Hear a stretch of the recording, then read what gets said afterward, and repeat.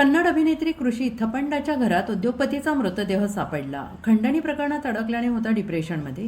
कन्नड चित्रपटसृष्टीत एक अत्यंत धक्कादायक आणि खळबळजनक बातमी समोर आली आहे. प्रसिद्ध कन्नड अभिनेत्री कृषी थपंडा हिच्या बेंगळूरमधील राजराजेश्वरी नगर येथील निवासस्थानी एक तरुण उद्योगपतीने कथितपणे आपले आयुष्य संपवलंय. वैशाख असे या मृत उद्योगपतीचं नाव असून तो गेल्या काही काळापासून गंभीर नैराश्याचा सामना करत होता, अशी माहिती पोलिसांनी दिली आहे. अभिनेत्री घरात नसताना घडली घटना आणि ही घटना काल रात्री साधारण 8:30 वाजण्याच्या सुमारास घडली.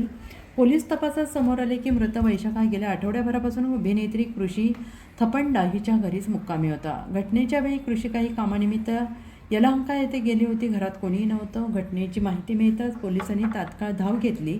घटनास्थळावरून कोणतीही सुसाईड नोट सापडलेली नाही. पोलिसांनी मृतदेह शवविच्छेदनासाठी व्हिक्टोरिया रुग्णालयात पाठवलेला आहे. प्राथमिक तपासानुसार वैशाख हा गंभीर मानसिक त्रासातून जात होता. त्याच्यावर उपचार सुरू होते. तो अनेक वैयक्तिक आणि कौटुंबिक समस्यांनी त्रस्त होता.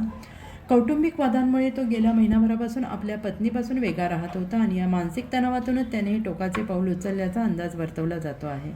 वैशाख हा केवळ कौटुंबिक वादांमुळेच नाही तर एका हाय प्रोफाईल गुन्हेगारी प्रकरणातील आरोपांमुळे पोलिसांच्या रडारवर होता आणि याच वर्षातील फेब्रुवारी महिन्यात एका नामांकित उद्योगपती आणि वकील अरविंद रेड्डी यांना कुरिअरद्वारे धमकीचे पत्र पाठवण्यात आले होते. या पत्रात 6 ते 8 कोटींची खंडणी मागण्यात आली होती. या प्रकरणाचा तपास करत असताना HAL पोलीस ठाण्याने वैशाखला अटक केली होती. एका महिलेशी संबंधित वादातून त्याने धमकीचे पत्र पाठवल्याचा आरोप त्याच्यावर होता.